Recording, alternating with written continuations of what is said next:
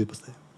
Greta Bullari, televizioni Klan News. Zoti Ministër, marrëveshja direkte e HUAS mes Shqipërisë dhe Shteteve të Bashkuara të Amerikës ka qenë kryefjale e diskutimeve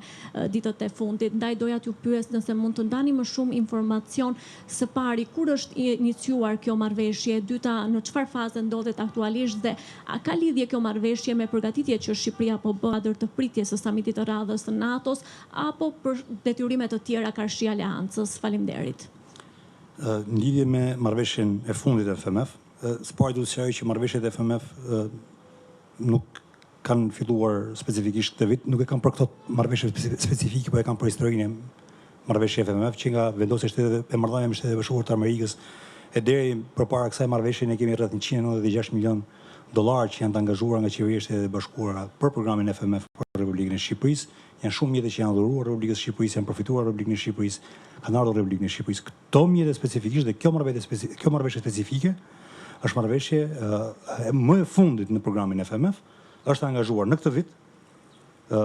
lidhet me marrjen e disa mjeteve, pajisjeve dhe sistemeve që i duhen forcave të armatosura. Nëse përgjigjja është a duhet për samitin janë të tjera sisteme që duhen, nëse pyetja është a lidhen këto ky program FMF me kapacitetet e forcave armatosura, patjetër ato kapacitete janë kërkuara me vite, por është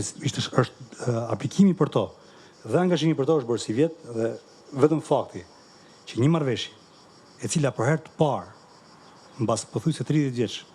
është më e madhe se sa ka qenë totali i financimeve të përfituara nga Shtetet e Bashkuara, pra është 302 milion dollar nga 196 që ka qenë gjithsej, tregon jo vetëm mbështetjen politike, edhe kur them mbështetje politike kanë për qeverinë shqiptare, kanë për shtetin shqiptar,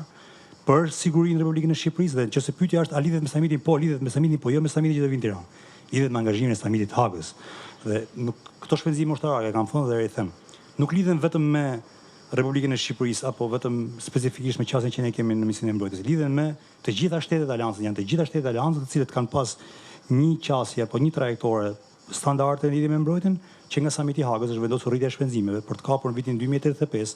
atë që quhet angazhimi i Hagës, 3.5% shpenzime që janë të lidhura vetëm me mbrojtjen dhe 1.5% që janë të lidhura rreth mbrojtjes, që mund të jenë siguri kibernetike, infrastrukturë kritike e tjerë. Në këto shpenzime ne kemi atë që quhet shtegu i besueshëm i shpenzimeve, fillojmë si vjet me 2.2% të GDP-s vetëm për shpenzime që janë të mbrojtjes dhe patjetër që kjo kredi jo vetëm që është financiarisht një ndihmës për qeverinë shqiptare për përmbushjen e këtyre kapaciteteve në forcat armatosura, por është edhe patjetër një miratim që lidhet me transferim teknologjik në Republikën e Shqipërisë. Ne nuk po bëjmë mjete të përdorura, por bëjmë mjete të reja, teknologji të fjalës fundit që lidhen me mbrojtjen dhe kjo është edhe një mbështetje politike për Republikën e Shqipërisë, për atë që ne jemi në Ballkanin Perëndimor, për atë që ne jemi në NATO, për pozicionin që qeveria shqiptare ka të qartë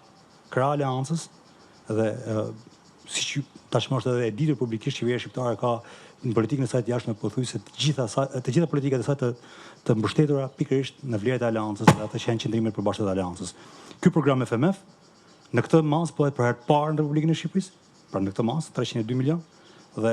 është një rritje jashtëzakonshme e kapaciteteve të luftimit, të sistemeve, të kapaciteteve në Republikën e Shqipërisë dhe angazhimi vetëm brenda këtij viti, nga aplikimi deri tek miratimi tregon edhe një herë atë që është mbështetja e qartë për qeverinë shqiptare, për Republikën e Shqipërisë dhe për mbrojtjen dhe për sigurinë në këtë rajon.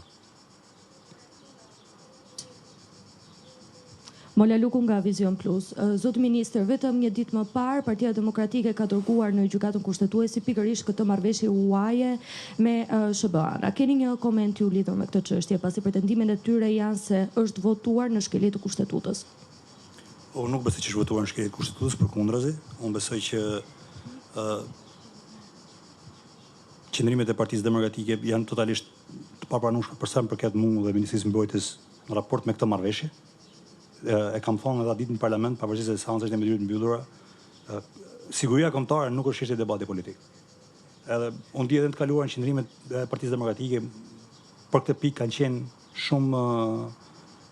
edhe të dy palëve, mund të qenë shumë bashkëpunuese. Në këtë rast, ky nuk është një sinjal i mirë, përkundrazi, mendoj që të atakohet një marrëveshje e cila financon mbrojtjen është e papranueshme. Unë mendoj që kur vjen puna te siguria kombëtare nuk ka krahë politike dhe sidomos kur vjen puna tek marrëdhënia dhe marrëveshjet që ne kemi me Shtetet e Bashkuara të Amerikës nuk duhet të ketë krah politik. Fakti që kjo marrëveshje atakohet, për mendimin tim, është e papranueshme, është gabim politikisht edhe mesazhet dhe sinjalet që çojmë shumë i gabuar. Ju a thash programi FMF nuk është vetëm çështje financimi, është edhe çështje transferimi teknologjik, e cila do vullnet politik. Ka shtete që dëshirojnë të marrin teknologji të caktuar, të cilat po si merrtoi Kongresi në Amerikë nuk i marrin dot, edhe pse mund të kenë paratë të financojnë. Prandaj kur vjen puna tek marrëveshjet e mbrojtjes, kur vjen puna tek marrëveshjet e sigurisë, kur vjen puna tek përfitimi i pajisjeve mjeteve ushtarake, teknologjike ushtarake, nuk është vetëm çështje parash, edhe çështje vullneti politik, është çështje edhe sa i besueshëm je Selat, është çështje sa i sigurt jam unë me ty Selat që ti të kesh një teknologji që e prodhon. Marrëdhënia jonë me Shtetet e Bashkuara sot tregon që Shqipëria është një lart i besueshëm, është një lart i qëndrueshëm, është një lart i cili është krah aleancës shpirtërisht, mendërisht, politikisht, ideologjikisht, qëndrojmë të bindur në vlerat dhe parimet që ne bashkë ndajmë.